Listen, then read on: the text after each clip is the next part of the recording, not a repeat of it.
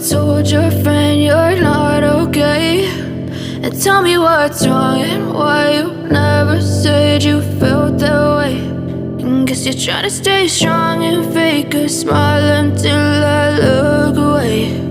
But I've known you too long, it hurts to watch your blue eyes fade to gray as you एकाएक बस रुक गई। मालूम हुआ कि पेट्रोल की टंकी में छेद हो गया है। ड्राइवर ने बाल्टी में पेट्रोल निकालकर उसे बगल में रखा और नली डालकर इंजन में भेजने लगा। अब मैं उम्मीद कर रहा था कि थोड़ी देर बाद बस कंपनी के हिस्सेदार इंजन को निकालकर गोद में रख लेंगे और उसे नली से पेट्रोल पिलाएंगे, जैसे माँ बच्चे के मुंह में दूध की शीशी लगाती है। अब हुआ थोड़ी देर बाद, ये काफ़ी मजाकिया घटना है यहाँ पर। थोड़ी देर के बाद क्या हुआ कि बस जो थी वो रुक गई एकदम से, और परीक्षण करने पे पता लगा कि बस की जो टंकी थी पेट्रोल वाली, उसके अंदर छेद हो गया था। अब ड्राइवर ने क्या किया, पेट्रोल जो था टंकी में उससे पूरा निकाल कर एक बाल्टी में भरकर अपने पास रख लिया और इंजन के अंदर डायरेक्ट एक नली, एक पाइप कनेक्ट कर दी, जिससे पेट्रोल जो था वो इंजन के अंदर खुद ही वो डालने लगे। अब लेखक यहाँ कहते हैं कि मैं उम्मीद करने लगा कि थोड़ी देर बाद बस का जो इंजन है वो भी ज़मीन पर गिर जाएगा और इस कंपनी के जो पार्टनर हैं, जो उनके साथ सफ़र कर रहे थे हिस्सेदार, वो उस इंजन को उठाकर अपनी गोद में रख लेंगे और वो नली के द्वारा उसको पेट्रोल पिलाते रहेंगे, जैसे एक बच्चा जो है उसको माँ शीशे से दूध पिलाती है। बस की रफ्तार अब 15-20 मील हो गई थी। मुझे उसके किसी हिस्से पर भरोसा नहीं था। ब्रेक फेल हो सकता है, स्टीयरिंग टूट सकता है। प्रकृति के दृश्य बहुत लुभावने थे। दोनों तरफ हरे भरे पेड़ थे जिन पर पक्षी बैठे थे। मैं हर पेड़ को अपना दुश्मन समझ रहा था। जो भी पेड़ आता, डर लगता कि इससे बस टकराएगी। वह निकल जाता तो दूसरे पेड़ का इंतज़ार करता। झील दिखती तो सोचता कि इसमें बस गोता लगा जाएगी। अब बस की रफ्तार के बारे में बात की गई है कि बस बहुत ही धीमे चल रही थी और लेखक को किसी भी पार्ट पर बस के भरोसा नहीं था। उन्हें लगता कि शायद इसका ब्रेक फेल हो जाएगा, स्टीयरिंग टूट जाएगा, कुछ भी हो सकता है इस बस के साथ। और लेखक कहते हैं कि प्रकृति के दृश्य जो थे, यानी कि बाहर के जो लुभावने दृश्य थे, वो उनको डरावने लगने लगे। वो सब इनको दुश्मन प्रतीत होने लगे। सामने जब पेड़ आते थे तो पेड़ को अपना दुश्मन समझते थे। क्यों? इनको लगता था कि बस अब बेकाबू होकर किसी पेड़ से टकरा जाएगी और इनको डर लगने लगता। जब एक पेड़ निकल जाता तो दूसरे से इनको डर लगने लगता। अगर कोई झील आती तो इनको डर महसूस होता कि कहीं ये बस जो है झील में गोता ना लगा दे। एकाएक फिर बस रुकी। ड्राइवर ने तरह तरह की तरकीबें की पर वह चली नहीं। सविनय अवज्ञा आंदोलन शुरू हो गया था। कंपनी के हिस्सेदार कह रहे थे, बस तो फर्स्ट क्लास है जी, यह तो इत्तेफाक की बात है। अब एकदम से बस रुक गई और ड्राइवर जो था वो तरह तरह से उसको चलाने की कोशिश करने लगा, स्टार्ट करने की डिफरेंट तरकीबों से। लेकिन अब बस का जो सिविल डिसोबीडियंस मूवमेंट, यानी कि हम आपकी बात नहीं मानेंगे, ये समझकर बस जो थी रुक चुकी थी। कंपनी के जो हिस्सेदार थे, उनके पार्टनर जो इनकी वो बस थी, वो कह रहे थे, बस तो एकदम फर्स्ट क्लास है जी, बस कभी कभी हो जाता है ऐसा।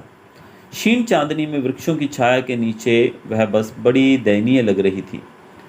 लगता जैसे कोई वृद्धा थककर बैठ गई हो। हमें ग्लानि हो रही थी कि बेचारी पर लदकर हम चले आ रहे हैं। अगर इसका प्राणांत हो गया तो इस बियाबान में हमें इसकी अंत्येष्टि करनी पड़ेगी। अब क्षीण चांदनी में, यानी कि थोड़ी थोड़ी जो चांद की रोशनी थी, जिसको क्षीण चांदनी कहा गया है, लाइट जो चांद से आ रही थी थोड़ी थोड़ी, वो और वृक्षों की छाया, जो पेड़ों की छाया उसके कारण दिख रही थी, उसके नीचे ही बस जो खड़ी हुई बड़ी ही दयनीय, यानी कि बहुत दया आ रही थी बस पर। ऐसा लगता था कि जैसे कोई बूढ़ा थक कर बैठ गया है। हमें बड़ा शर्मिंदगी महसूस हो रही थी कि हम इस बेचारी बूढ़ी बस पे लदकर चले आ रहे थे। अगर यहाँ पर इस बस ने अपने प्राण त्याग भी दिए तो हमें इसी बीहड़ के अंदर इसके अंतिम संस्कार करना होगा। हिस्सेदार साहब ने इंजन खोला और कुछ सुधारा। बस आगे चली। उसकी चाल और कम हो गई थी। अब जो हिस्सेदार थे बस के अंदर, यानी कि जो पार्टनर के, उन्होंने बस का इंजन खोलकर थोड़ा बहुत उसमें चेंजेस किए, कुछ हाथ पैर मारे और बस चलने लगी, लेकिन उसकी चाल और कम हो गई थी। धीरे धीरे वृद्धा की आंखों की ज्योति जाने लगी। चांदनी में रास्ता टटोल कर वह रेंग रही थी। आगे या पीछे से कोई गाड़ी आती दिखती तो वह एकदम किनारे खड़ी हो जाती और कहती, निकल जाओ बेटी, अपनी तो वह उम्र ही नहीं रही। अब बस जो है उसकी आंखों की रोशनी यानी कि उसकी जो हेडलाइट्स थी वो भी धीरे धीरे बंद होने लगी। चांदनी यानी कि रोशनी जो थी चांद की, उसी में रास्ता देखते हुए वो रेंगते हुए यानी कि बहुत ही धीमी स्पीड पे वो आगे जा रही थी। और अगर आगे या पीछे से कोई गाड़ी आती तो वो एक साइड में खड़ी हो जाती और कहती, निकल जाओ बेटी, हमारी तो अब उम्र नहीं रही तुम्हारी तरह दौड़ने की। इसलिए वो दूसरी गाड़ियों का रास्ता देकर साइड में रुक जाती। वो इसीलिए कि उनको जो रोशनी इतनी क्षीण थी कि उनको दिखाई नहीं देता था।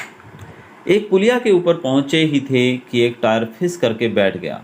वह बहुत ज़ोर से हिलकर थम गई। अगर स्पीड में होती तो उछलकर नाले में गिर जाती।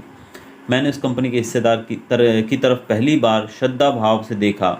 वह टायरों की हालत जानते हैं, फिर भी जान हथेली पर लेकर इसी बस में सफ़र कर रहे हैं। उत्सर्ग की ऐसी भावना दुर्लभ है। सोचा, इस आदमी के साहस और बलिदान भावना का सही उपयोग नहीं हो रहा है। इसे तो किसी क्रांतिकारी आंदोलन का नेता होना चाहिए। अगर बस नाले में गिर पड़ती और हम सब मारे जाते तो देवता बाहें पसारे उसका इंतज़ार करते, कहते, वह महान आदमी आ रहा है जिसने एक टायर के लिए प्राण दे दिए। मर गया पर टायर नहीं बदला। अब आगे एक पुलिया पे बस पहुंची और वहां जाती उसका एक टायर फिस हो गया। अगर वो काफ़ी स्पीड में होती तो शायद बस इम्बैलेंस होकर नाले में भी गिर सकती थी, लेकिन बस की स्पीड काफ़ी कम थी, इसीलिए वो रुक गई। और लेखक ने जो बस के कंपनी के हिस्सेदार थे उनकी तरफ बड़ी श्रद्धा भावना से देखा और मनी मन सोचने लगे कि टायर की हालात जानते हुए भी इन्होंने इसके टायर नहीं बदले और जान हथेली पर लेकर इसी बस में वो सफ़र कर रहे हैं। लेखक कहते हैं कि अगर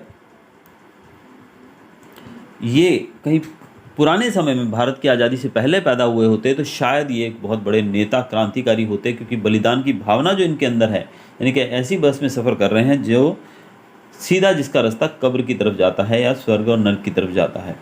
लेखक कहते हैं कि अगर हम इसमें बस गिर जाती और हम सब मारे जाते तो देवता जो थे वो बाहें पसारे इस आदमी का ज़रूर इंतज़ार करते जो इतना रिस्क लेकर मर गया, लेकिन उसने बस का टायर नहीं बदला। दूसरा घिसा टायर लगाकर बस फिर चली। अब हमने वक्त पर पन्ना पहुंचने की उम्मीद छोड़ दी थी। पन्ना कभी भी पहुंचने की उम्मीद छोड़ दी थी। पन्ना क्या, कहीं भी कभी भी पहुंचने की उम्मीद छोड़ दी थी। लगता था ज़िंदगी इसी बस में गुजारनी है और इससे सीधे उस लोक को प्रयाण कर जाना है। इस पृथ्वी पर उसकी कोई मंजिल नहीं है। हमारी बेताबी तनाव ख़त्म हो गए। हम बड़े इत्मीनान से घर की तरह बैठ गए। चिंता जाती रही, हंसी मजाक चालू हो गया। अब दूसरा टायर बदला गया उसका, जो कि घिसा हुआ था बिल्कुल, उसको लगाया गया। और लेखक कहते हैं कि अब हमें वक्त पर इनको पन्ना पहुंचना था, जगह का नाम है जो, वहाँ पहुंचना था। ये कहते हैं कि हमारे वहाँ पहुंचने की उम्मीद तो बिल्कुल ही क्षीण हो गई। हमने उम्मीद ही छोड़ दी कि हम वहाँ पहुँचेंगे। समय पर पहुँचना तो दूर की बात, उन्होंने कहा कि हमने तो पहुँचने की ही उम्मीद छोड़ दी।